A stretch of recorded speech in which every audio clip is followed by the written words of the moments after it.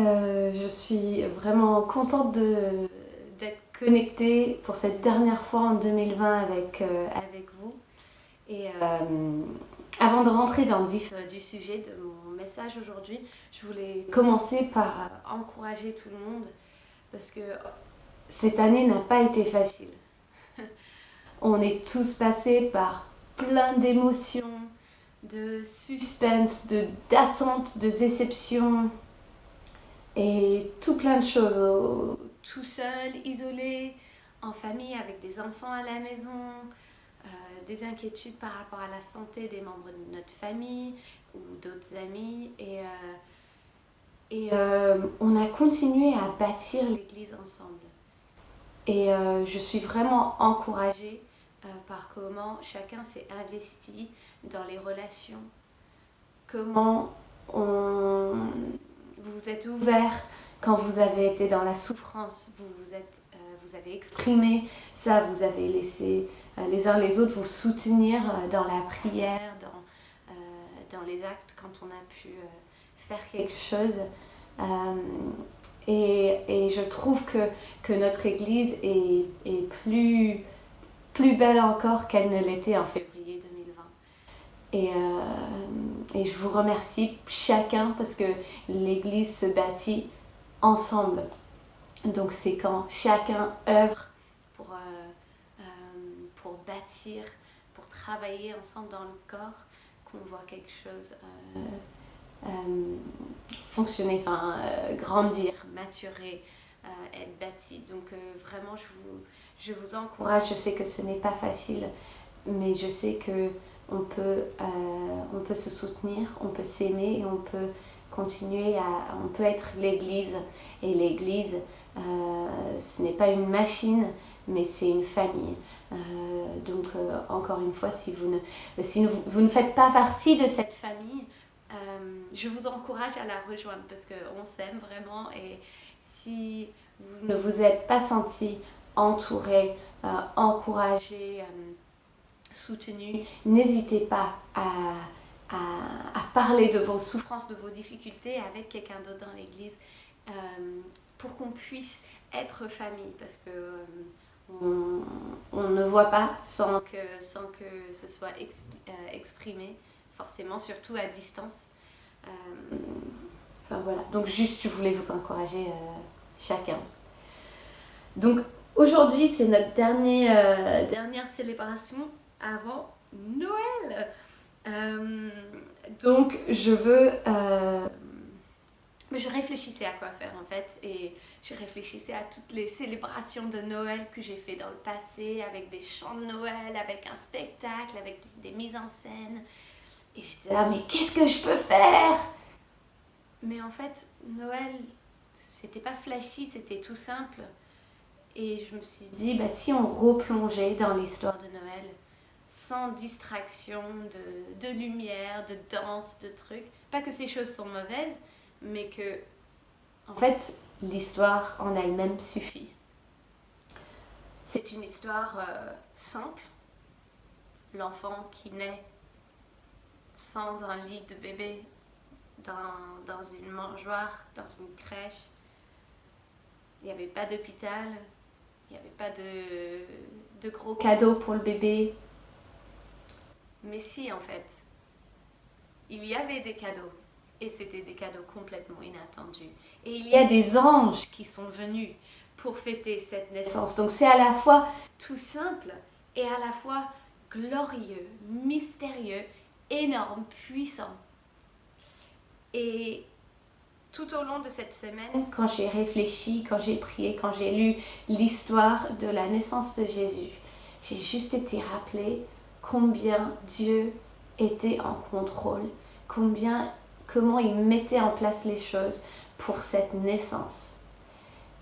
Et c'est la même chose aujourd'hui. Dieu est tout aussi puissant aujourd'hui qu'il ne l'était le jour de la naissance de Jésus.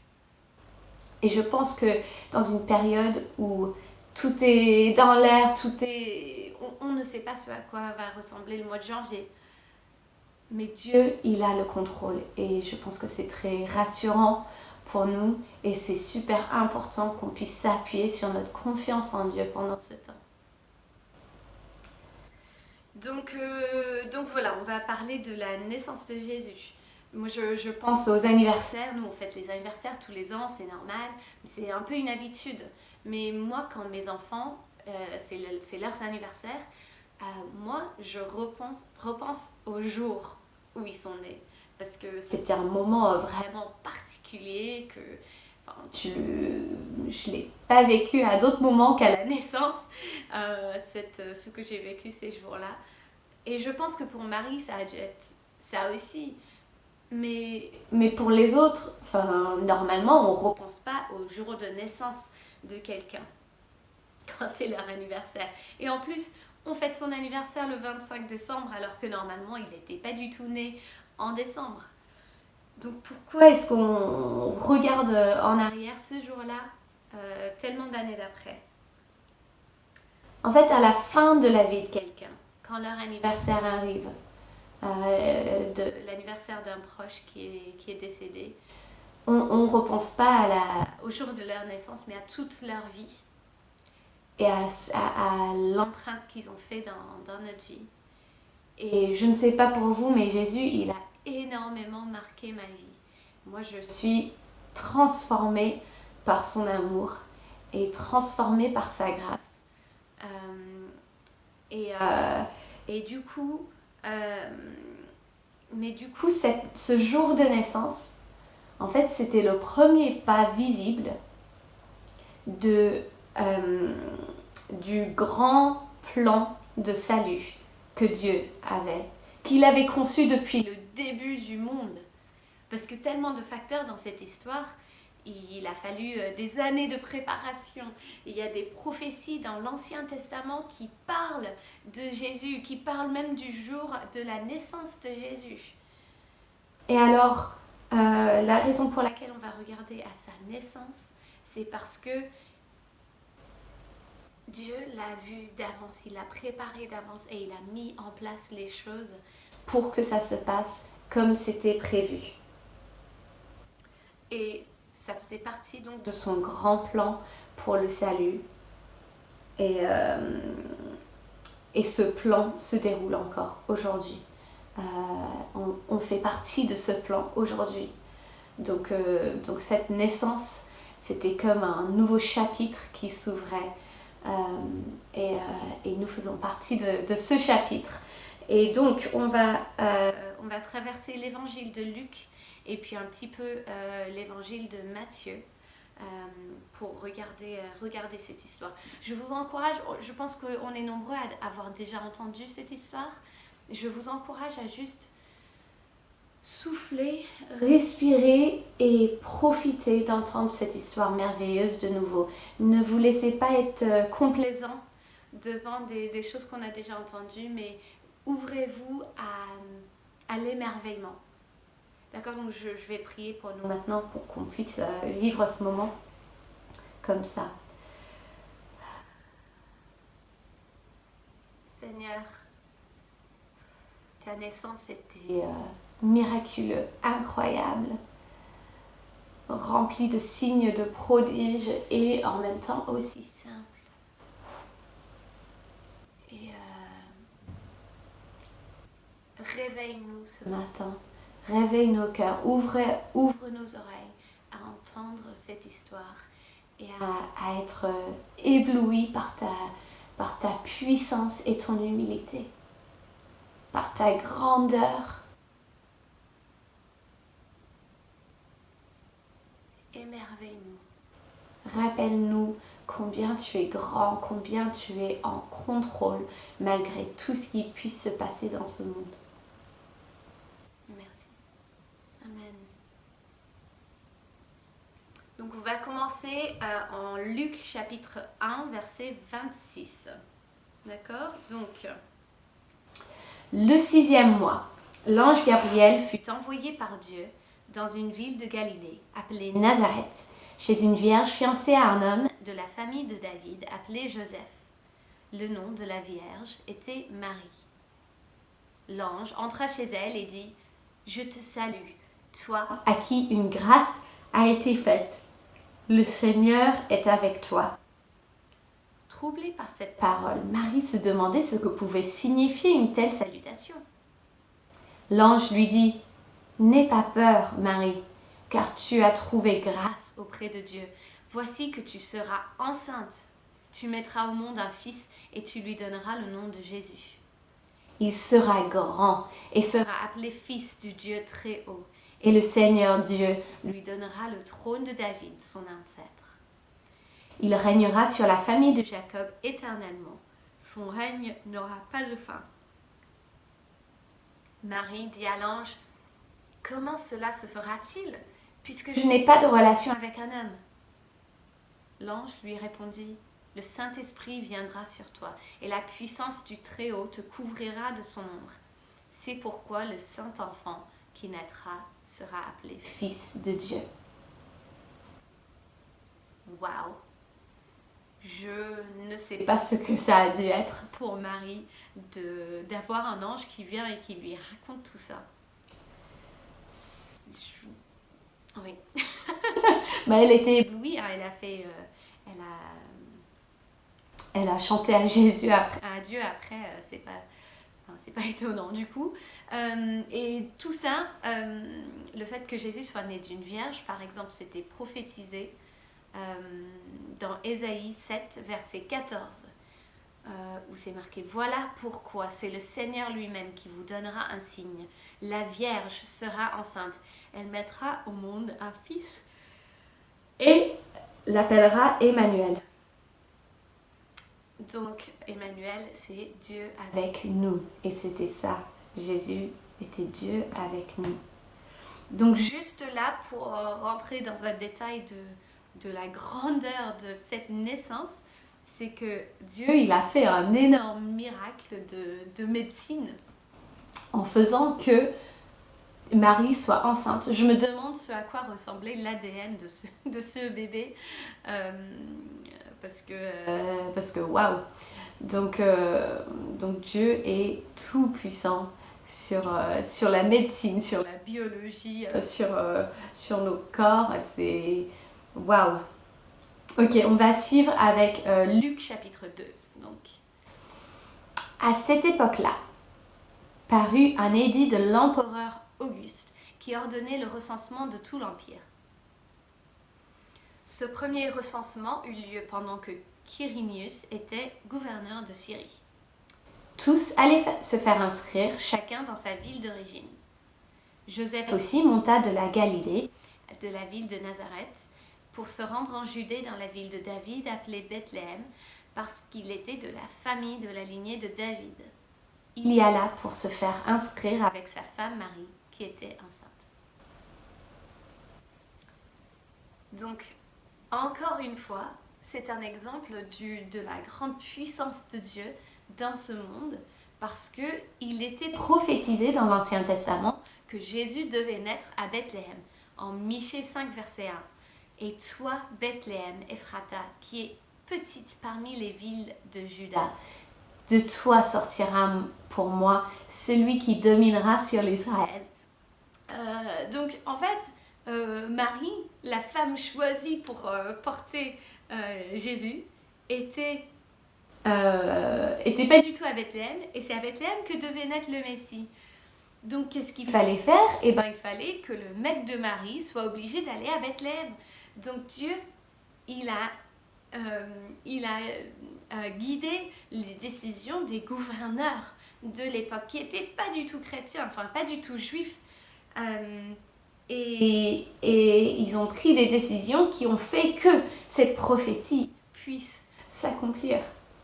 Donc Dieu est au contrôle non seulement de tout ce qui est médecine, biologie, mais il a aussi le contrôle sur la gouvernance de nos pays, sur les responsables au niveau politique, sur notre président, notre premier ministre. On va suivre dans Luc 2 encore, verset 6. Pendant qu'ils étaient là, le moment où Marie devait accoucher arriva, et elle mit au monde son fils premier-né. Elle l'enveloppa de langes et le coucha dans une mangeoire, parce qu'il n'y avait pas de place pour eux dans la salle des hôtes. Il y avait dans la même région des bergers qui passaient la nuit dans les champs pour y garder leurs troupeaux. Un ange du Seigneur leur apparut et la gloire du Seigneur resplendit autour d'eux. Ils furent saisis d'une grande frayeur. Mais l'ange leur dit, « N'ayez pas peur, car je vous annonce une bonne nouvelle qui sera une source de grande joie pour tout le peuple. Aujourd'hui, dans la ville de David, il vous est né un sauveur qui est le Messie, le Seigneur. Voici à quel signe vous le reconnaîtrez. Vous trouverez un nouveau-né enveloppé de langes et couché dans une mangeoire. » Et tout à coup, une foule d'anges et de l'armée céleste se joignit à l'ange. Ils adressaient des louanges à Dieu et disaient « Gloire à Dieu dans les lieux très hauts, paix sur la terre et bienveillance parmi les hommes. » Lorsque les anges les eurent quittés pour retourner au ciel, les bergers se dirent les uns aux autres « Allons jusqu'à Bethléem pour voir ce qui est arrivé, ce que le Seigneur nous a fait connaître. » Ils se dépêchèrent d'y aller et ils trouvèrent Marie et Joseph, ainsi que le nouveau-né couché dans la mangeoire. Après l'avoir vu, ils racontèrent ce qui leur avait été dit au sujet de ce petit enfant. Tous ceux qui entendirent les bergers furent étonnés de ce qu'il leur disait. Marie gardait le souvenir de tout cela et le méditait dans son cœur. Puis les bergers repartirent en célébrant la gloire de Dieu et en lui adressant les louanges à cause de tout ce qu'ils avaient entendu et vu et qui était conforme à ce qui leur avait été annoncé. Déjà à la naissance, Jésus était là pour les plus bas des plus bas. Les bergers étaient connus pour être des voleurs, c'était des personnes sales, c'était pas des personnes de haute bourgeoisie ou de intérêt particulier ou quoi que ce soit. Non, c'était des bergers. Et c'est des bergers qui sont allés voir Jésus à la naissance. Et Jésus, il est venu pour les pauvres d'esprit, pour les personnes les moins intéressantes au monde. Il n'est pas venu pour ceux qui avaient l'air bien, qui étaient bien. Et il a dit qu'un médecin vient pour des personnes qui sont malades, pas pour ceux qui vont bien. Et donc waouh. Et c'était également prophétisé qu'il y aurait des bergers qui viendraient dans Psaume 72, verset 9. Devant lui, les habitants du désert plieront le genou et ses ennemis lécheront de la poussière. Bon, vous pouvez regarder un peu plus en profondeur les textes et si ça vous intéresse de regarder les prophéties de la naissance de Jésus. Mais ces habitants du désert, ça parle des bergers qui plieront le genou devant le Messie. Et pour ce faire, qu'est-ce que Dieu il a fait? Il a envoyé des anges. Il a envoyé une foule d'anges pour chanter dans le ciel à côté de ces bergers pour qu'ils viennent voir Jésus. Puis pour la dernière partie de l'histoire, on va passer en Matthieu 2, versets 1 et 2 et 9 à 11. Jésus naquit à Bethléem en Judée, à l'époque du roi Hérode. Or, des mages venus d'Orient arrivèrent à Jérusalem et dirent « Où est le roi des Juifs qui vient de naître? En effet, nous avons vu son étoile en Orient et nous sommes venus pour l'adorer. » Et verset 9. Après avoir entendu le roi, ils partirent. L'étoile qu'ils avaient vue en Orient allait devant eux jusqu'au moment où, arrivée au-dessus de l'endroit où était le petit enfant, elle s'arrêta. Quand ils aperçurent l'étoile, ils furent remplis d'une très grande joie.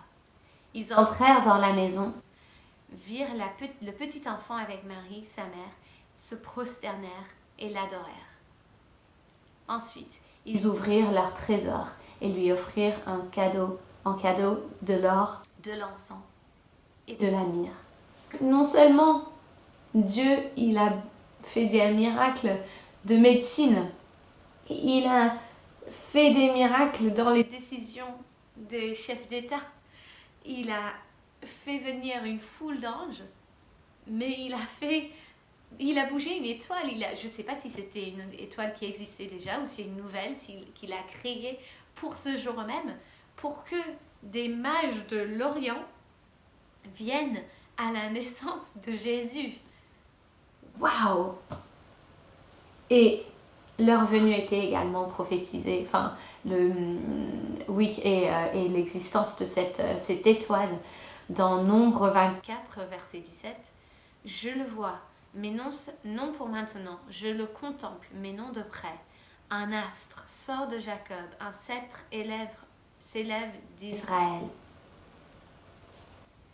Et donc cet astre, cette étoile est venue pour que ces mages viennent à Jésus.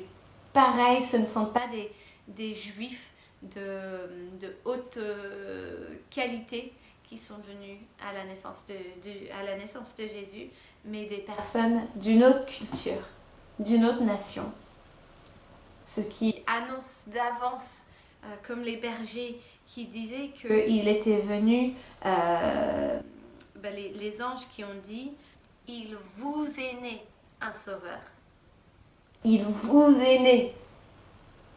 C'était pour eux, pour les plus bas des plus bas et pour les étrangers. Et qui ont apporté des cadeaux aussi, qui ont parlé de la royauté de Jésus. Et qui ont aussi parlé de la mort de Jésus. Donc Dieu est puissant sur la médecine, sur les responsables des nations, sur les anges qui peuvent apparaître dans le ciel, sur l'astronomie. En fait, il est en contrôle de tout. C'est le seul qui a vraiment le contrôle. Comme on l'a vu cette année, tout ce qu'on pensait peut-être contrôler dans nos vies a été mis de côté, a été détruit, peut-être,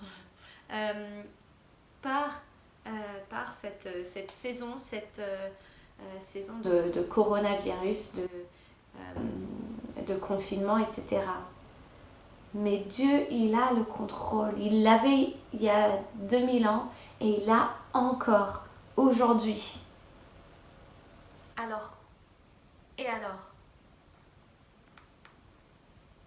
Alors nous pouvons mettre notre confiance en lui.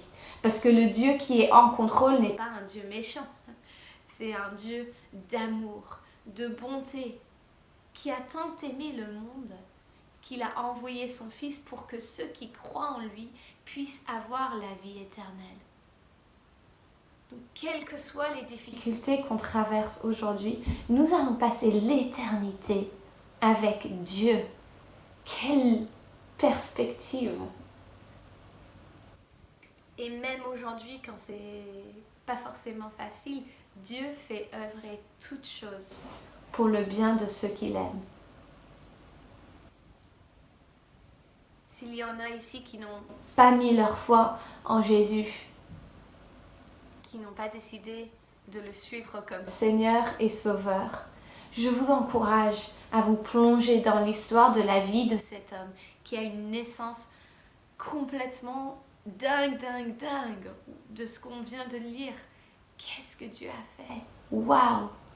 Et si cette histoire est vraie, et si tout le reste de l'histoire de la vie de Jésus est vrai, et bien ça change nos vies. Donc si vous ne connaissez pas encore Jésus, je vous encourage à prendre un des évangiles, Matthieu, Marc, Luc ou Jean, et à le lire pendant cette période de fête. De vous plonger dans l'histoire de la vie de Jésus et de laisser le Saint-Esprit vous réveiller et vous parler de Dieu. Parce que ça en vaut le coup. Parce que Dieu, il est bon et il nous aime et il a transformé ma vie. Je pense qu'il a transformé les vies de beaucoup de personnes qui sont connectées ce matin. Et ce plan de salut a commencé avec une grosse, belle journée magnifique, remplie de signes, de prodiges, de miracles qu'on va fêter dans un peu moins d'une semaine. Et restons centrés sur cette histoire, à cette période de Noël. Et juste pour repartir sur la question de faire confiance en Dieu, je ne sais pas comment ça a été pour Marie, qui a appris qu'elle est enceinte alors qu'elle était fiancée. Elle n'était pas censée avoir couché avec son mec et tout le monde la voit enceinte. C'était pas ce qu'il fallait, c'était pas très bien vu à l'époque. Et puis, il y a ce census, ils doivent partir à Bethléem alors qu'elle est enceinte. Peut-être qu'elle avait des plans, elle avait mis en place des choses pour l'arrivée du bébé. Mais non, il faut partir à Bethléem. Et non, il n'y a pas de place où dormir. Il y avait plus de chambres à l'hôtel. Et puis ces bergers qui étaient en train de faire leur travail et tout, je ne sais pas comment ça a été pour eux. Est-ce qu'ils ont laissé tous leurs moutons ?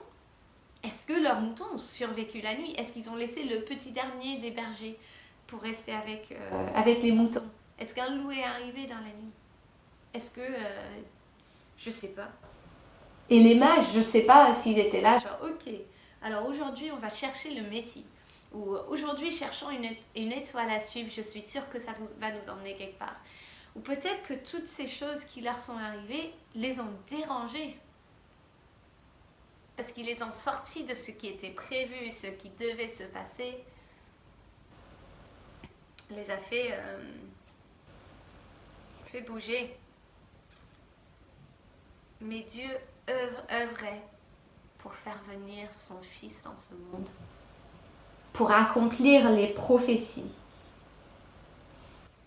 et pour transformer le monde à cette époque-là, mais dans toute l'éternité. Parce que son grand plan, c'était notre salut, c'était de combler le trou, la distance entre nous et Dieu à cause de notre péché, par un Messie sans péché, qui a vécu la vie parfaite pour nous et à travers qui Dieu nous voit aujourd'hui.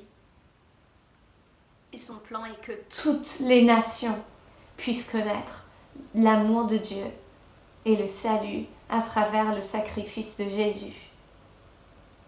Et qu'on puisse le connaître et vivre dans l'éternité avec lui. Alors Dieu était en contrôle il y a 2000 ans pour la naissance de Jésus. Dieu était en contrôle cette année 2020. Et il le sera encore en 2021. Donc continuons à bâtir son royaume avec les outils, avec la sagesse qu'il nous a donnée. Continuons à faire ça dans l'année prochaine pour faire arriver son royaume, pour faire connaître sa grandeur, son amour, sa grâce dans ce monde qui en a tant besoin. Les amis, je vous souhaite un très joyeux Noël.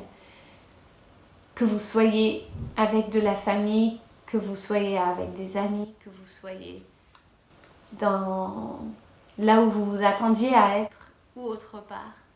Que vous puissiez connaître la joie de la naissance de Jésus. Que vous puissiez penser à comment il a transformé vos vies. Que vous puissiez connaître sa paix dans des circonstances difficiles. Et que vous puissiez commencer 2021 avec confiance dans le contrôle du Dieu Tout-Puissant qui œuvre en toi, en nous tous, pour bâtir son royaume. Joyeux Noël tout le monde!